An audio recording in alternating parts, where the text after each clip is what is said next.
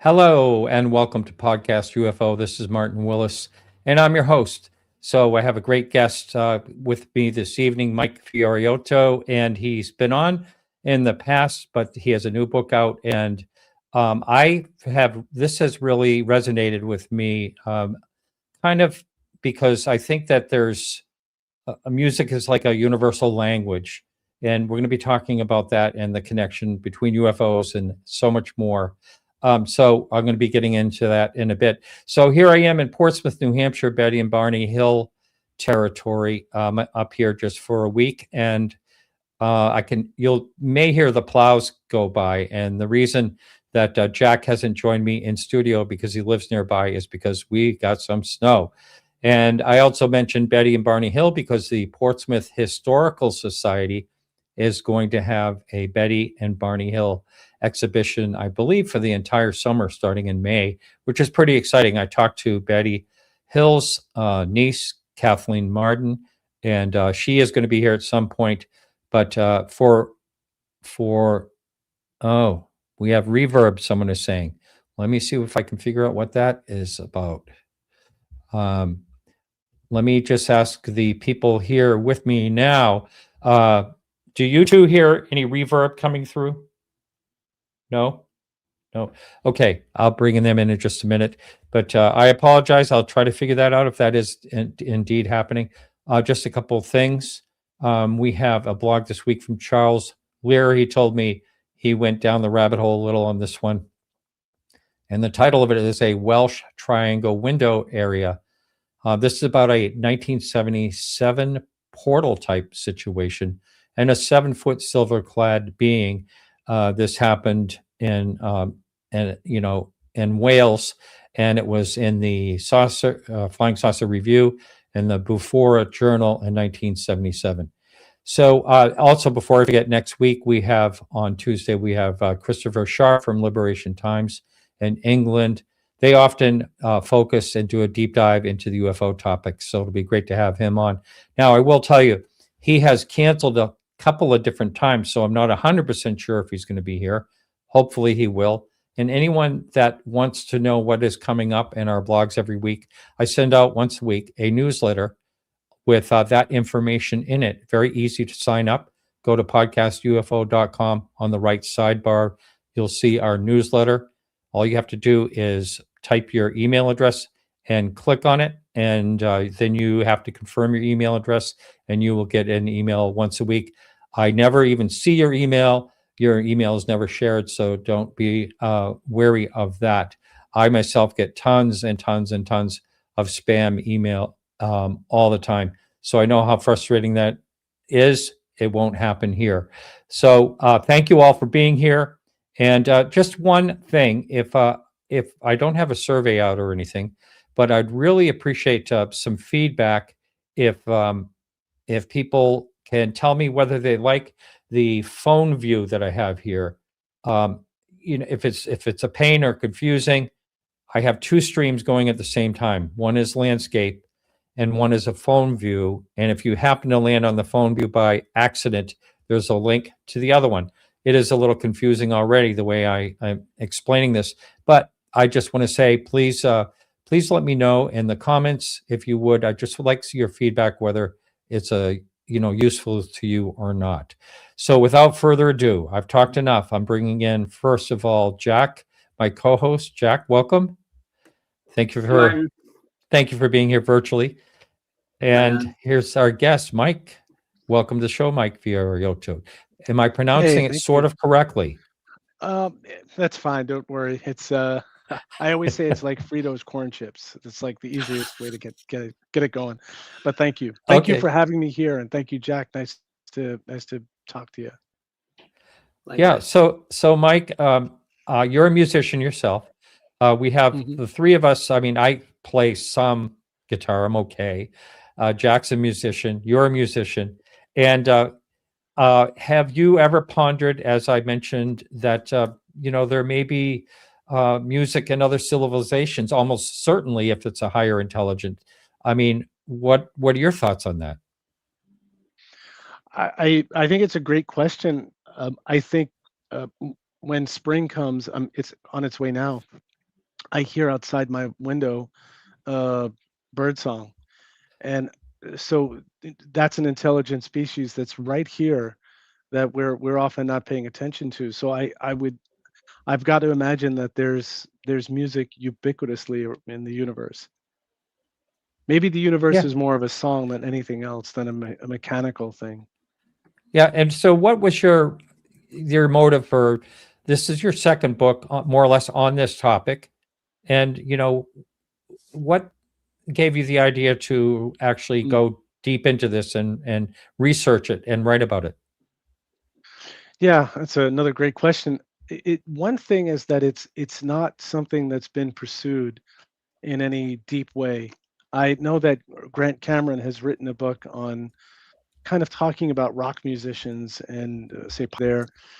Um, it is certainly not a new subject. If this goes back to Pythagoras, it goes across cultures in the world. Um, but there's this unexplored. To me, music is a thought form.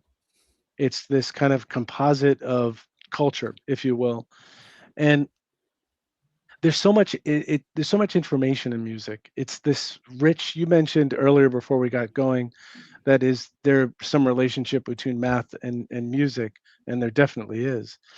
But there's this. I mean, think of Close Encounters. Bum bum bum bum Yeah. bum. If I go to another country or I meet someone that doesn't speak, we don't speak the same language. If I bring my guitar, we're going to be boogieing pretty quickly together. I've noticed, and Yeah. there's just something in music that there's an expression. All art conspires to the condition of music. It's something that is so deep within us. It's prelingual. There's a kind of Hmm. magic there, and one of the main things that I've come to, and again, I'm not inventing anything new here, but music takes us out of our ego. It sort of deliteralizes us. And to me, that's where the treasure is, because often is the case, and this is my point of view with the I'll call it the phenomena, the UFO phenomena. It could be apparitions, it could be visitations. It doesn't lend itself to the kind of reasoning that we have. It seems it has a trickster component. You take a picture, it doesn't render. Um, it seems to be something that escapes at least the kind of common sense that we have. And when we kind of pull back the veil of the ego, there's this whole infinite worlds, what I call the ecology of being, this whole uh, gigantic world that's ensouled. Even there are beings in that world, and so that kind of got me on this journey. And the way I look at it, I'm a musician. First of all, I write about music. I'm a music journalist. So I'm kind of music obsessed. But I do think that there is a relationship there between uh, art in general, but music specifically. And Jack, did you have a question? You look like, or did I just put you on the spot, or is that No, Martin? Did you have? I got quite a few things of Yeah, speaking please. from my own experience with Yeah, music. please. I used to moonlight as a musician, playing for various bands growing up as a kid. And when I stopped playing, I transferred my love for music to the dance floor. And I often found that I did a lot of partner dancing with music, with live music in particular. And I kind of felt like there was some sort of, and this may sound silly, but you might be able to relate to this with your work. Oftentimes when dancing, partner dancing with another human and the music was playing, I often felt like there was some kind of unspoken connection that you have for that 2 to 3 minutes that you're dancing with that other human. And somehow the music was Hmm. involved in that communication. But I mean, it's nothing I can quantify. It was a feeling that I felt. I don't know if the other person was feeling similar, kind of auras or whatever you want to call it. I don't have the vocabulary to speak to it specifically, but I just Hmm. felt like there was some kind of special magical moment happening when the music was playing, the feet were moving on the dance floor, and it was all in live time, and there was that live human connection connected by the music itself and the sounds, the vibes, everything all together. And I just think it's something really that I've always appreciated. And I feel like as it connects to consciousness, I feel like that's something you might be able to shed a little light on as it relates to this interview specifically today. I don't know if any of that rings a bell for you in Yeah, the work that you've done. it does on a million levels. I'm going trigger, bang, bang, bang, like a pinball machine. So, I mean, I think there's a kind of telepathic aspect to music when you play with other musicians. So Mm-hmm. you play trumpet and you're making a decision in the moment. We don't have the time. I can't say, hold on a second, when we're live, I'm going to switch to B flat or I'm going to change. We intuit each other's kind of groove and shift. And when people do that at a very high level, I mean, it's clearly a form of telepathy. There's something where we're communicating Mm-hmm. uh, very, very closely too. And certainly, I agree. The dance component, music goes with dance. They often go together. And Absolutely. in cultures, you have in the book I talk about the shakers, and so this kind Yes. of people that do and they'll do it to music. I read about it in the book as well, Tai Chi, and at least in the version of Tai Chi I was doing, you're doing ecstatic movement, and you're generating energy, and you feel the chi. I mean, you could actually like roll it into a ball. You begin to kind of, you could, once you've gotten your vibration level up, you can feel that energy kind of off of your body. And much the way in dancing, disco dancing, it could be fun. I mean, the phenomena doesn't always have to be spooky, scary, and it can be for sure. There is something that they very much go together. And Jack, someone asked me, you wrote about music in the phenomena. Why didn't you include other arts? And I said, well, I didn't want to write a 1,000-page book because you could kind of have something for each subject. But also, music speaks to me very deeply, and I feel like I have something to offer in the way of a deep study of the different musics, the composers, and the genres that I explored in this book and beyond too. But I think I that's a have to great just, question. oh, thank you. This is a little off topic, but you just mentioned shakers, and I had the pleasure to interview the last of the two shakers, Arnold Head, at Sabbath Mm, Day Lake up in Maine. And what an interesting culture, if anyone wants to check out the shaker culture, and beautiful artisans and very strict in everything they do. And there's only two left in this beautiful, huge compound museum. Then there's several mm. museums around, but only two left in the whole United States. But anyway, you're right. They were called shakers because they used to shake like they had, God in them, on like even like Mhm. roll on the floor. Or I may be confusing that with another one, but anyway, Yeah. and also here's another thing, uh, when they explore in Africa, when they did, many years ago, and come across these tribes here and there, there's music. They're Absolutely. singing. Music, I consider singing part of music. The Native Americans here, when they came here, that every single, part of our societies, whether we are tribal, whatever tribe we are, there's always music involved. So I think it comes with intelligence, or I don't know where it comes from, but Yeah. it's really interesting that it's a part of everyone's life. Absolutely, Martin. And I think it's something we mimic from nature. It's something we Hmm. humans do, where we mimic the wind, we mimic the sound of water, we mimic birds, we mimic uh, objects that could be used, like um, you might have in Latin music that comes from Taino and from native origins, but shaker,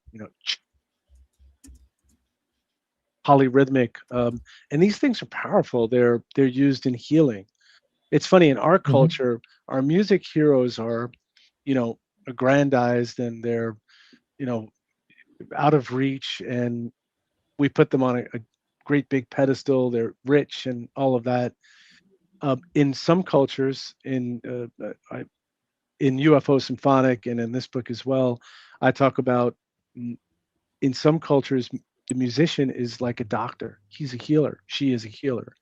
And there are different musics that are used for different purposes. It could be uh, healing, because someone's suffering. It could be to bless uh, an area.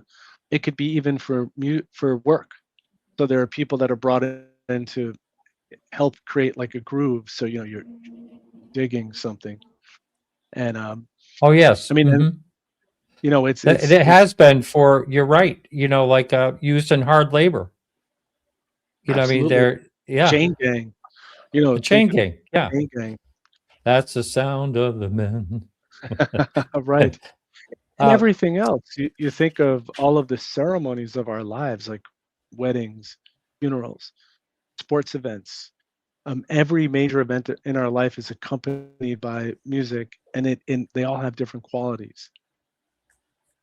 Very, very interesting. So your book suggests that music might be more than art, almost like a technology of consciousness. What exactly do you mean by that? So when I began writing, I began this subject. My fiction book. It's fiction, but that's the way it's written. For all we know, that kind of goes into describing in a narrative way encounters with music. Um, what I discovered when I began UFO Symphonic is that it's not just music; it's sound. So things like binaural beats. So if you guys have ever done that before, uh, put headset on, listen to. You have two frequencies that are going at different speeds, different megahertz, and it creates this kind of warble effect that it puts you in a trance state. It's like that hypnagogic state before you begin to dream, where you have these incoherent kind of notions that would never make sense if you woke up and said elephant dancing on head of pin. It just wouldn't. It goes beyond anything rational. Or in these books, in both of these books, I am the subject. I am the lab rat. So I put myself in these experiences where um, going to gong yoga, and it may sound silly, but you go to a gong yoga thing and you hear that big gong go off and you hear chimes and you are taken aloft. And where do you go? What I'm saying is it's sort of akin to there's this world that's right here. Call it interdimensional, whatever term we want to label it. It's right here, but we can't get it. We can't get to it in our everyday state of mind. We can get through to that world sometimes through trauma. People have something sudden happen. They have um, maybe they take a psychedelic substance. There are many ways to achieve that state, or they go to a ritual, a ceremony, and something extraordinary happens. One person asked me, I think it was Whitley Strieber. He said, "Could you could you use music to call beings?" And I said, "I don't think it works that way. I don't think so. I mean, I don't. I'm not of the opinion that you summon this stuff. It's maybe someone can do it. To me, it's something that just happens, and it befuddles the scientific community because it's not so easily repeatable. It requires state of mind, situation, these kind of things. But I will say, just to extend upon that, there are cases where there's people have encounters, and it's accompanied by great music, some symphonic, some Hmm. beautiful angelic symphonic music. Um, Sometimes the music, in the reverse, can take us into a state of a state of being that we have more access to what is going on in consciousness, you know, the universe. So there's something there. I just don't think it's programmatic, at least not yet. We don't know how to do it. I certainly don't know how to do it. Hmm. Very interesting. Now there's the Tibetan bowls. There's Hmm. these type of things people meditate to, and someone just brought up Sun Ra, and I know that's I don't know if I'm pronouncing that right, but I know You that's are? part of your book as well. Hmm. So can you tell us about that? Sure. Yeah, Sun Ra he was born in Birmingham, Alabama, I think, let's say 1910 or so, something like that. And he was a gifted, extraordinarily bright person. And he taught himself how to play piano. And then I think his aunt got him lessons, and he quickly became an excellent piano player. But Ra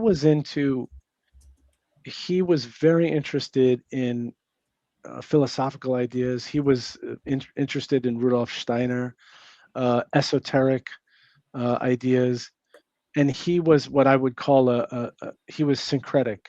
So he brought these different religious wisdom traditions together. He said that he was not abducted. He didn't use that word. He was chosen. He was visited. That's the word he used. It was very important that he made that distinction. Hmm. And he said that he was visited by beings who told him humanity is in crisis. And what I want you to do, the being said, is to bring music that will heal the planet, that will heal humanity. And so now it's funny to say that because you listen to Sun Ra's music and some of it's quite cacophonic. It's it could be jarring, and I think that was a little bit of him trying to knock you out of your dream state and uh, knock you out of your paradigm. So blast you with some crazy music. I see that. Yeah, Martin had to step out for just a sec. Yeah, Jack, he'll be back. you into Sun Ra? Sorry, what was that, Mike? Oh, are you into Sun Ra, the jazz musician? No, I haven't actually heard of him. It was one of the listeners in the chat that brought it up. Oh, okay. Yeah, and I Yeah, I think could, that's where Martin was going with the question. Go ahead. and yeah, I could go on a little bit about that, but he very much believed he was very much in the tradition that again, and wasn't me creating this notion that music has this transcendent power to it. And but he really harnessed it. He dressed in kind of a little bit crazy outfits and wore like an antenna on his head, and Sure. he had all his musicians do it. He was very clever too. Uh, he kind of played the trickster. He would say, you know, my name is Mr. Ra, but you can call me Mr. Ree. And he had like all of these different names. His real name was Herman Blunt. That was his, at least the name on his birth certificate. But he had like 30 iterations of names. And then, some clever reporter said, "Well, what does your mother call you?" And he said, "Well, my mother calls me Sun, Sun Ra." And I think why I began with him, he was very experimental. For a jazz musician, he began to use the clavioline. Uh, he was an early adopter of the Moog synthesizer and creating these far out space kind of sounds. And what I was trying to say is he was trying to create music that projected into the future.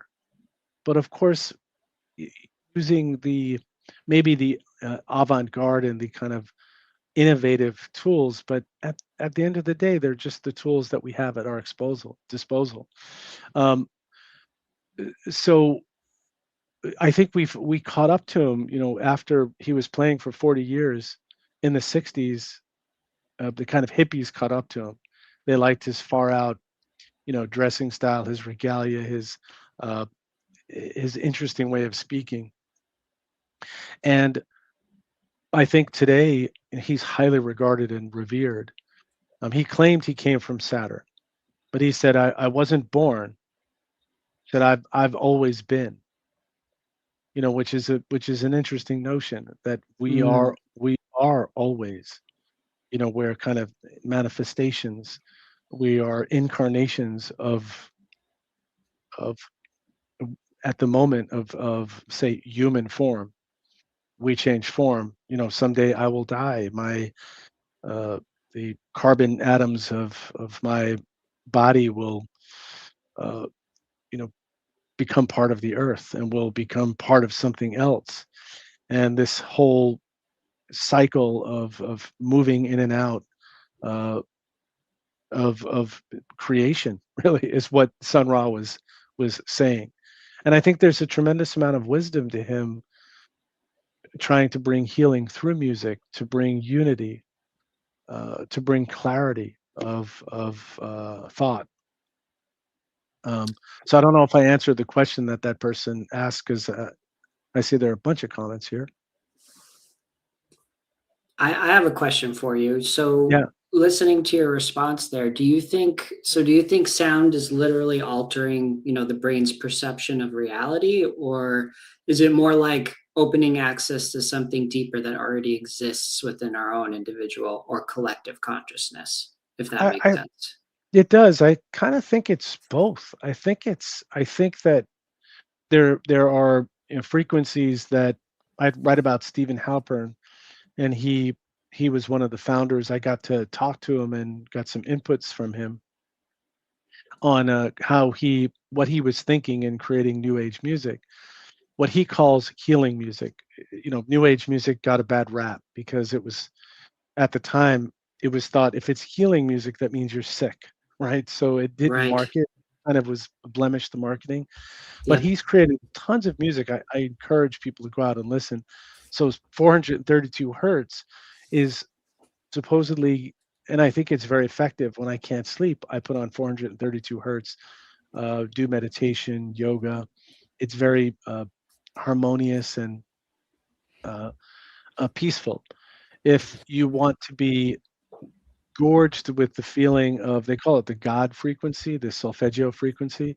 If you want to feel this kind of gush, this uprush of like water, a fall of emotion, then 963 hertz is the solfeggio frequency. Like, you probably wouldn't want to meditate to that because you're too kind of like blah, blah, blah, blah, blah, it's drumming up in you.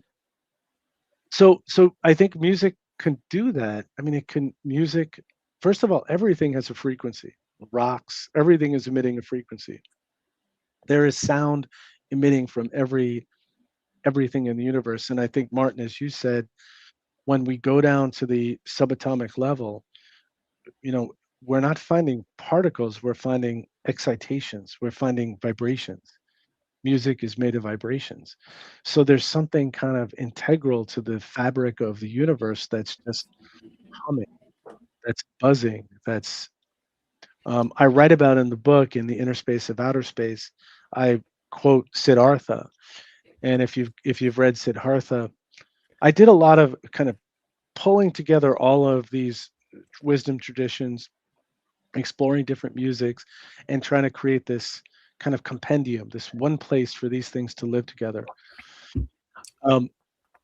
And there's no doubt that this Om, if you read in Siddhartha, when he gets to that state, he achieves, like, say, enlightenment, if you want to call it that he hears the sound of Om, and he hears this vibration, this kind of thundering. It's in the water, but it's everywhere. To me, that's sort of fundamental to what I'm going after, that you can use frequency vibration to help you achieve a meditative state. And there's something in that state that opens access to dimensions of reality that aren't readily appearing to us in our everyday waking consciousness. And for good reason. I posted this question here. What's the one song you might feel is the right frequency for music, consciousness, mystery, and the unknown? Is there such a thing? I would think that's got to be relative, because there are things, I think they're very much cultural too. So I don't know if there's one song, but maybe frequencies, maybe tones, but I can't speak to every human on the planet. I'm not exactly sure, but 400, the one that I mentioned, the 432 hertz, is the one that seems to encourage relaxation and emotional growth. As far as research, and these things do have teeth in terms of research and scientific study. But maybe bum bum bum bum bum. I'm not Close exactly encounters. Yeah. sure. Some form of music, and we can all agree, I think, that while music can communicate to any human, we can communicate through music. Some music may sound different. Like, let's say, for instance, like ragas. It probably doesn't sound the same to someone who didn't grow up hearing Indian ragas all the time. And in fact, I learned that there are ragas for like the morning, there are ragas for evening. And I didn't know that. I'm just listening to ragas and loving all of it. But no, there's a kind of cultural specificity that I wasn't aware of. Well, just a reminder to anyone, I see someone said they have some questions. So if you do, Yeah. then please do put them in caps so I don't forget. So I have to ask you this, Mike. Yeah. When you were researching both books, did it change anything the way you either listen to music or you actually play music? Yeah, I would say I listen to music very closely. I'm the kind of person that will turn everything off and just listen to music. That can drive my wife nuts, and I could not, but I can really zero in on and what I consider. There are things that some people may not consider music that are kind of playing with sound. For instance, there's avant-garde music.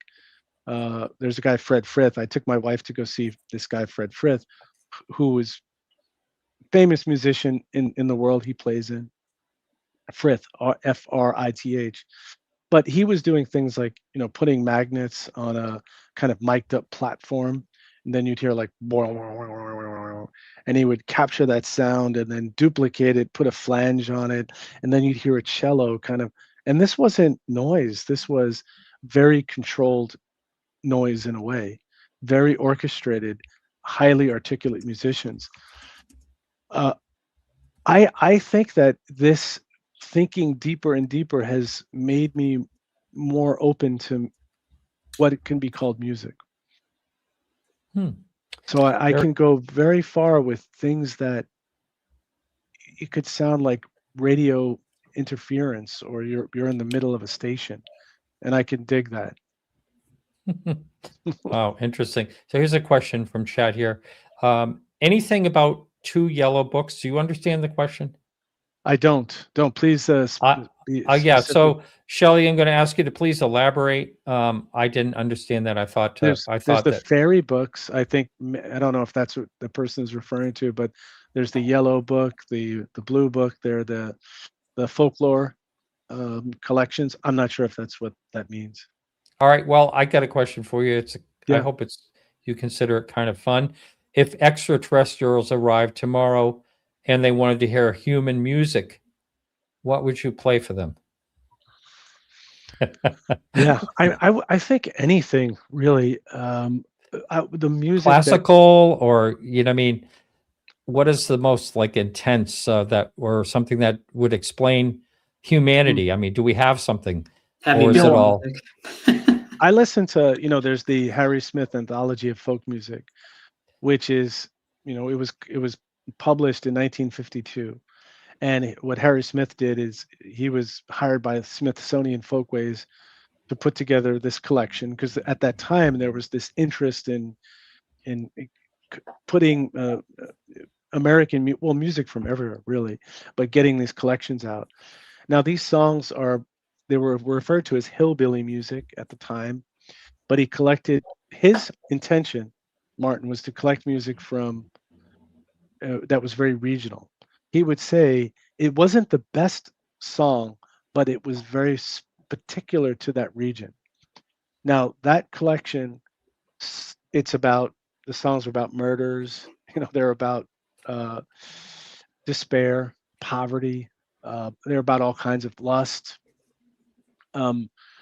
And that collection became super important to people like Bob Dylan, to Joan Baez, to Pete Seeger. It became that which changed America. It really ushered in a whole new kind of music.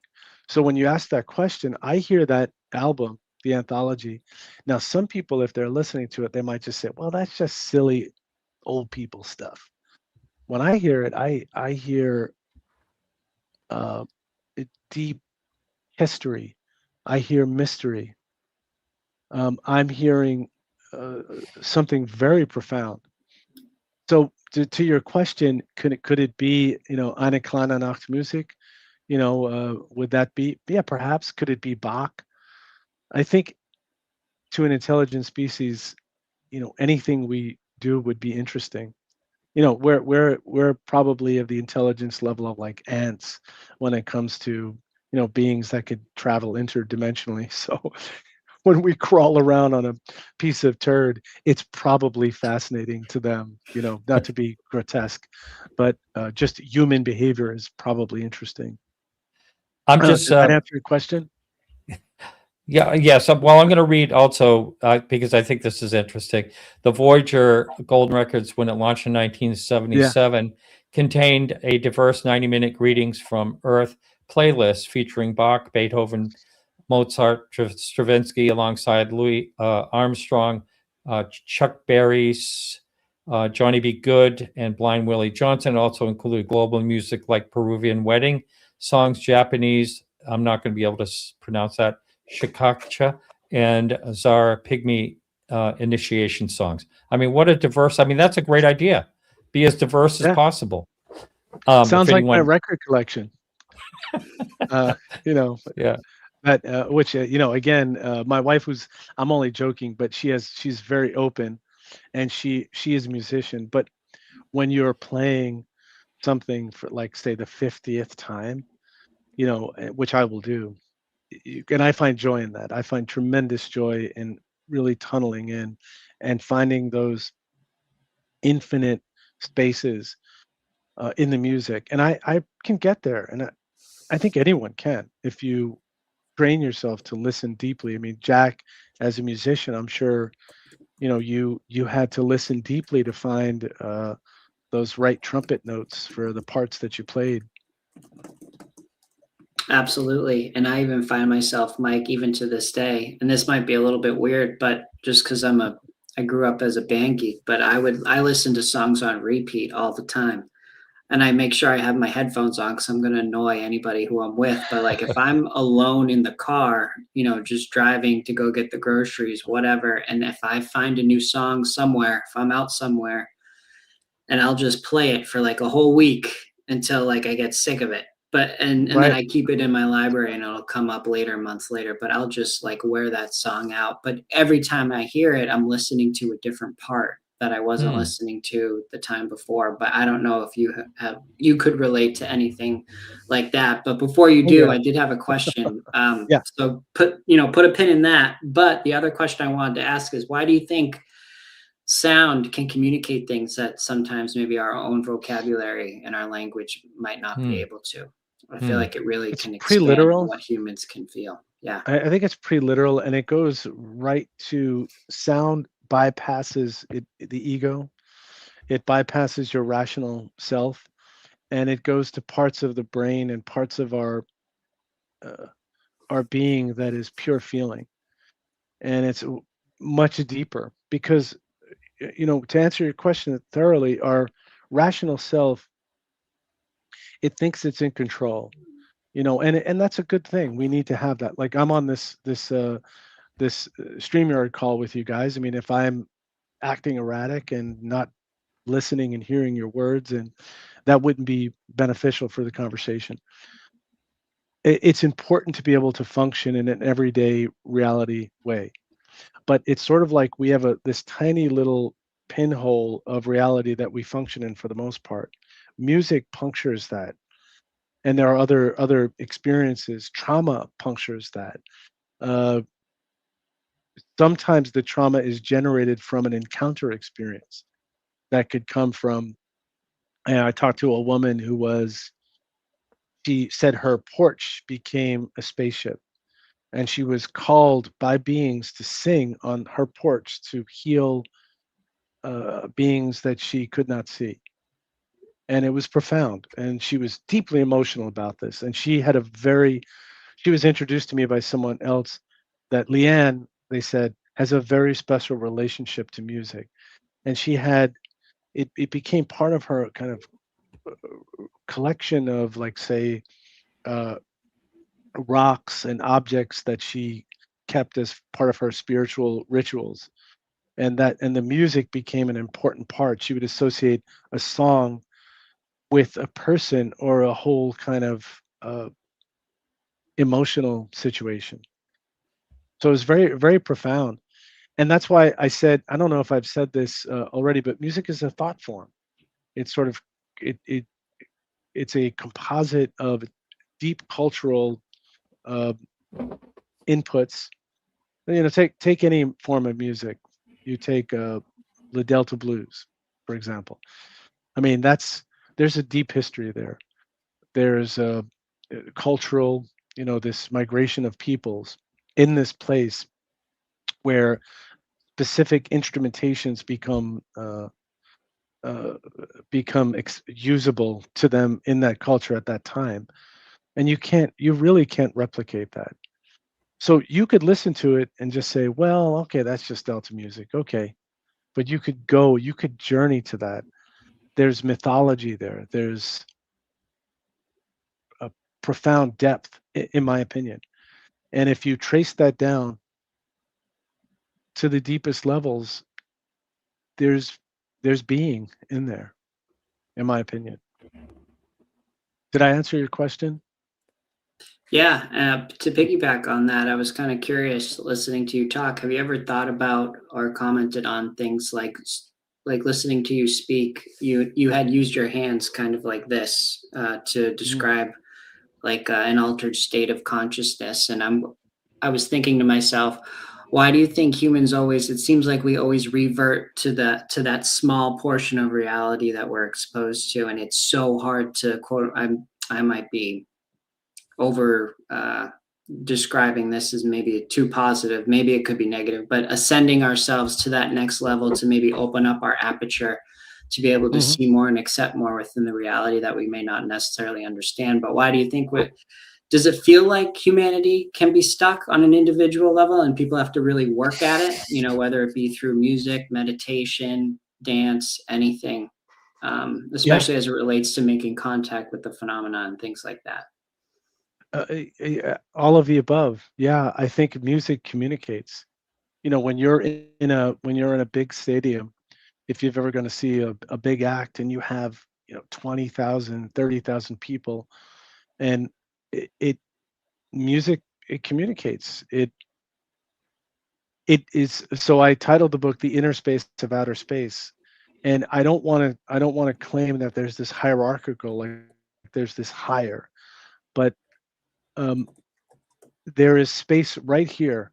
There's there's there's a reality right here that I've had access to it at times through just different experiences, some of them being music associated, some of them being I've gone to Native American rituals, and you have extraordinary experiences, seeing orbs, um, getting to deep places emotionally, and this was through music, chanting, and drumming, and you're being guided by a shaman who's taking you somewhere, for sure.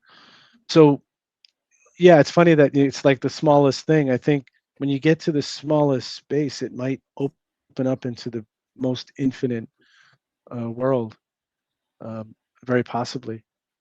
So there's a, what is it called? I'm trying to remember the guy that I read, and he said that there's this possibility that at this subatomic level, that there's this ability to transport to other realms, to other dimensions. So it's not so much getting in a spaceship and going zoom out there, but getting super tiny into that subatomic level when we've developed the technology to do that.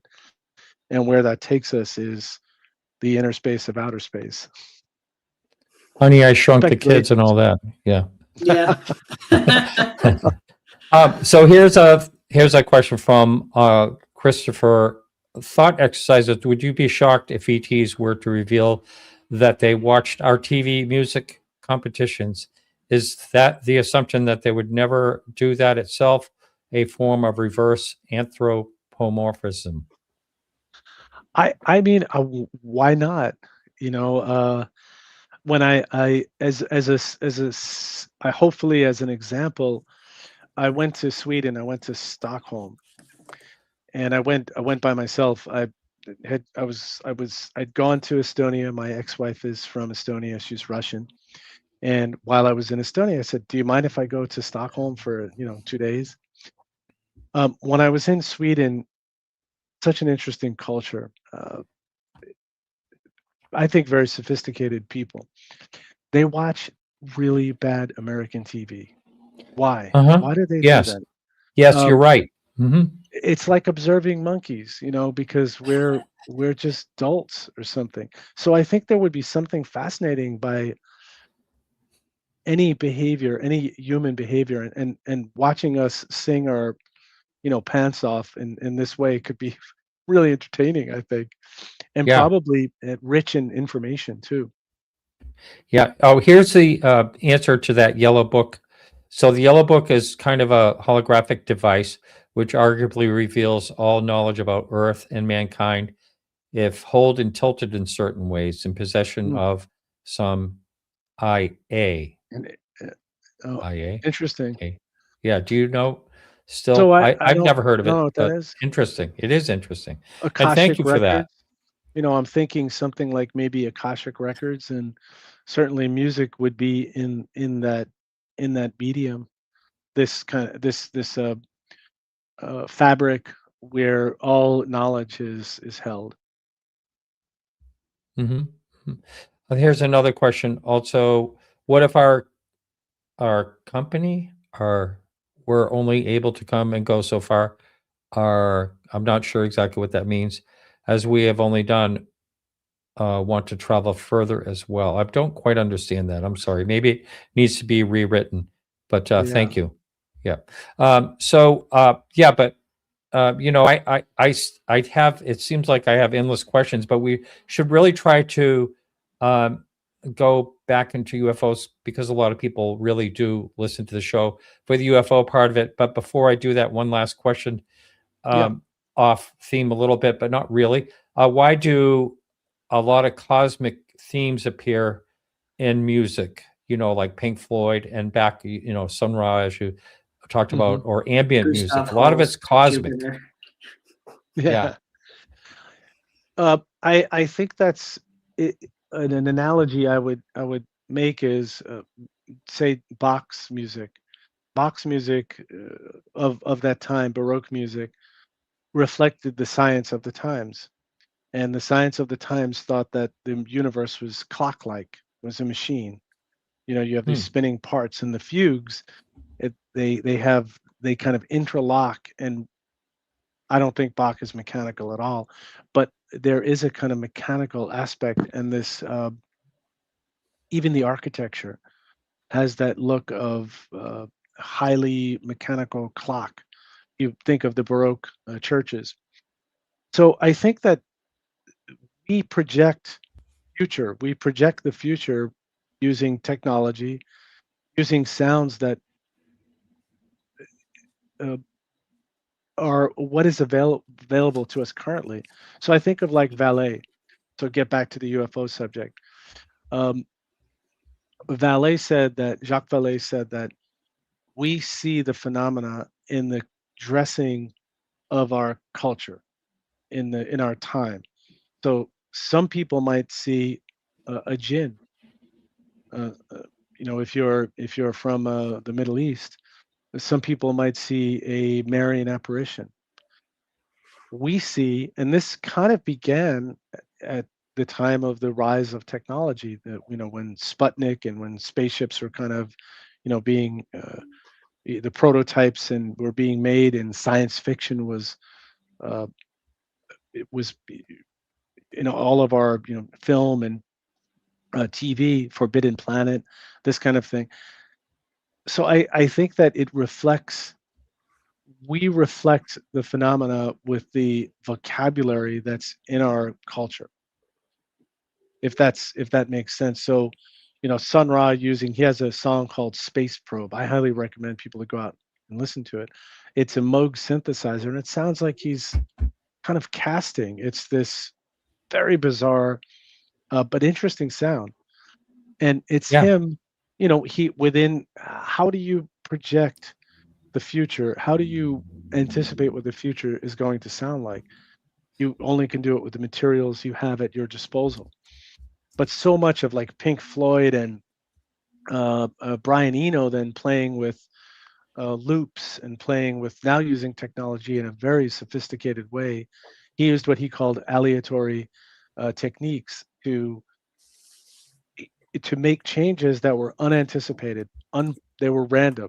So he would basically set off a process that would make music. You'd have notes in some pattern, and then it would kind of go off pattern and go off timing. Very interesting to me.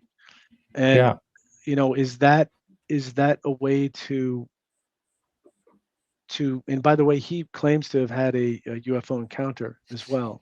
In fact, the people I talked to all had the people I write about all had UFO encounters. Sun Ra.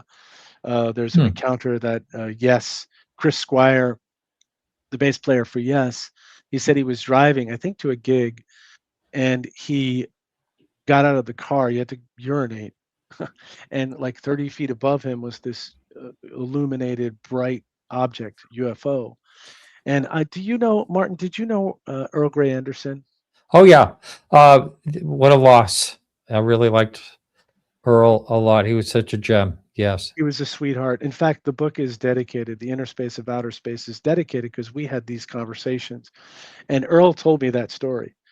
So he became friends through connections. A woman he knew married Chris Squire.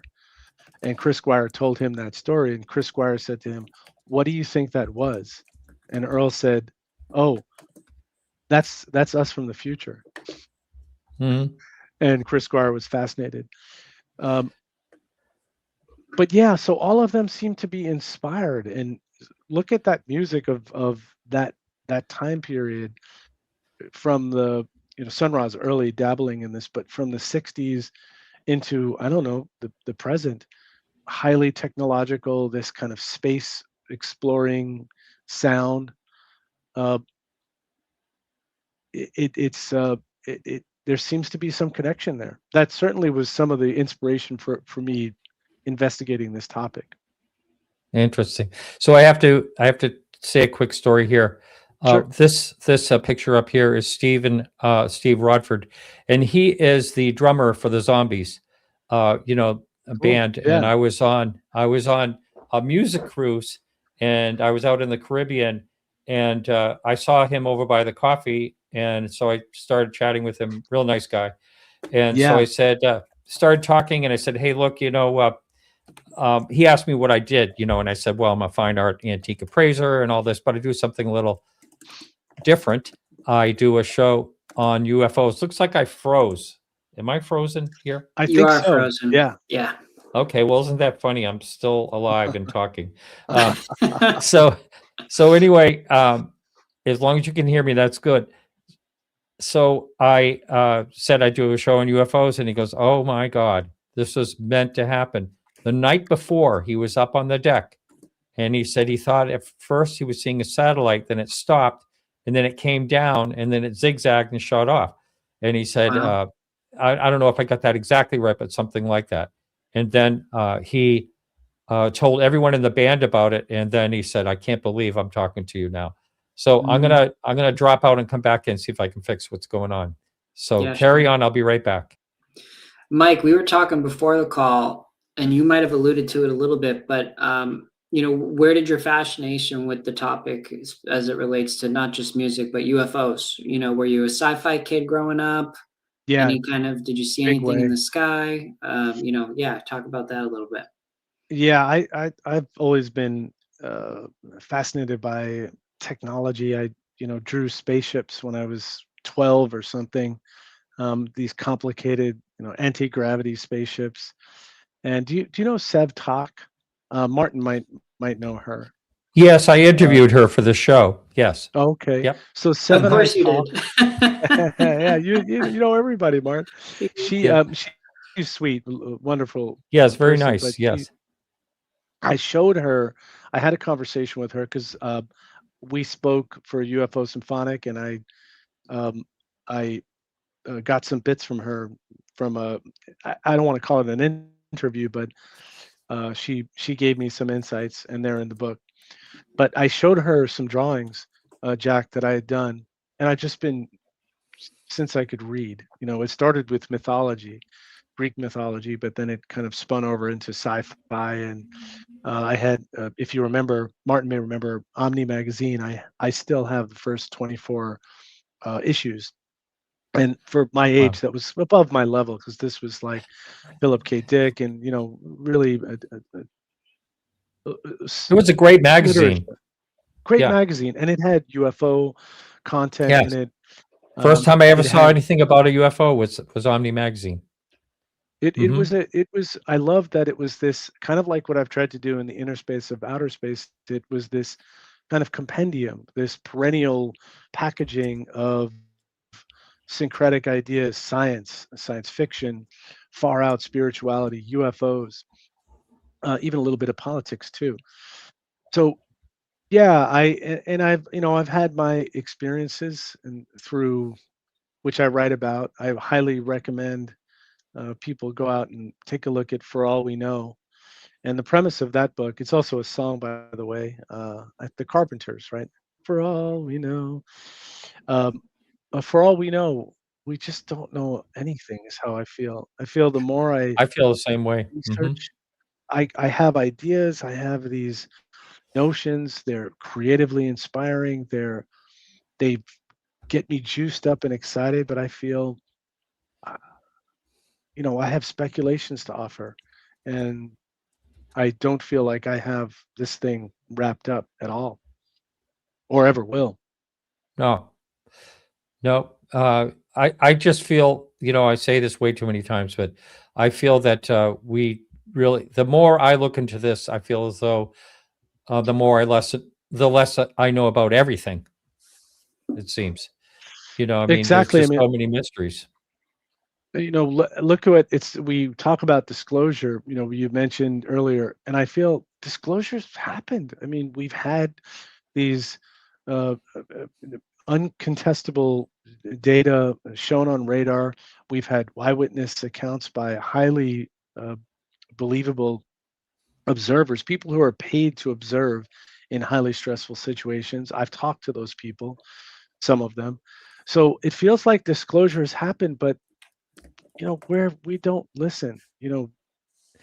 What Sun Ra said is, I want to bring music to bring healing, to bring harmony. And I think that's something that whatever amount of disclosure is made,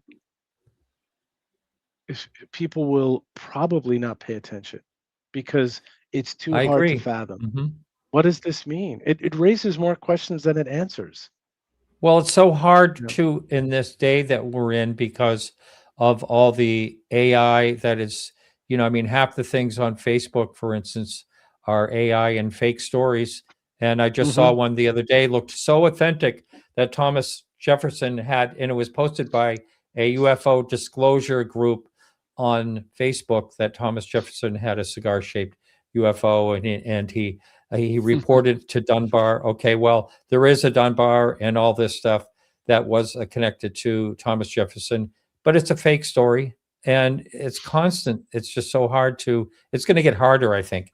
But I have this Yeah. one last question. We probably should wrap it up. So you draw on Carl Jung and archetypes in the book. Do you think UFO experiences might partly emerge from the collective consciousness?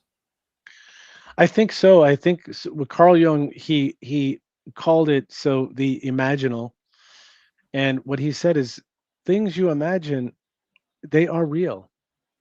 That things that you conjure in your imagination, and there's a practical ways to talk about that. I mean, I imagine this book, I make the book happen, the book publishes, people read it. So imaginal things, I think, they have substantive reality to them. Maybe it's different from what our normal way of viewing reality is, but I do think that the UFO is it's like the deer in mythology. It calls us into the forest. So to me, the UFO is a calling. As a kid, I thought it was science fiction stuff and things flying around the sky, but now I realize it's a calling into the mystery. And in that mystery is where can you live with the unexplained? Can you live with the unknowable and be in awe of it? That's where that's as good as I can get to, is just saying, well, I just don't know, but I'm in awe of it, and it's a humbling thing, and hopefully it inspires us to be better, decent people, to let go of my ego, let go of my stories that I'm telling myself, and try to hear your story, and try not to grip so tightly onto this everyday reality that, especially in the world today, where yelling at each other and not having compassion and listening to each other. Music is a way to listen. Go listen to music. Yes. Just one thing. I know, Mike, we've had this conversation, but my better half is a music producer and has done many concerts, over the years. She's probably listening right now, but she recently joined a chorus, and she just says, "I'm around my people. I'm around my people. Music is everything to me." And I think I'm just saying this because I think it's such a way to connect. Like I mentioned, the music cruise, I like to go on one every year, and it's because you're connected with all these people that love the same thing you do, and you just sit there and enjoy it. You soak it in, and it's like going to a museum and soaking in beautiful art in a way. It is. I mean, you listen to like Palestrina. I love to listen to Renaissance church music, Palestrina, Bach, the masses. And if you don't think that you're making connection with being itself, you might not be listening. Right. Yeah. I know some people don't get any of it, and that's fine. I get it. Right. But anyway, Mike, I hope to have you back. You're always such a pleasure. And Jack, sorry you couldn't make it here in the snow, but thank you so much for joining us still. And guys, thank you. Thank you so much for having me. It's always a pleasure, Martin, and it's great that we speak in between our sessions like this. It's good to hear from you. But yes. Jack, nice to meet you. And thank you for giving me the time, and for everyone who listened and hung in there. I appreciate you. Excellent. So down in the show notes, and you will find a link to the books coming out in April, right? It is. I don't know. And is it pre-order now? Yeah. You all can, right. And I'll have some books in like 2 weeks or so as well, if someone wants to get one from me. Excellent. All right. Thank you all. I appreciate it. And Thank you. Good night, everyone. And we'll be back here next week with Christopher Sharp. Good night. Keep your eyes to the sky.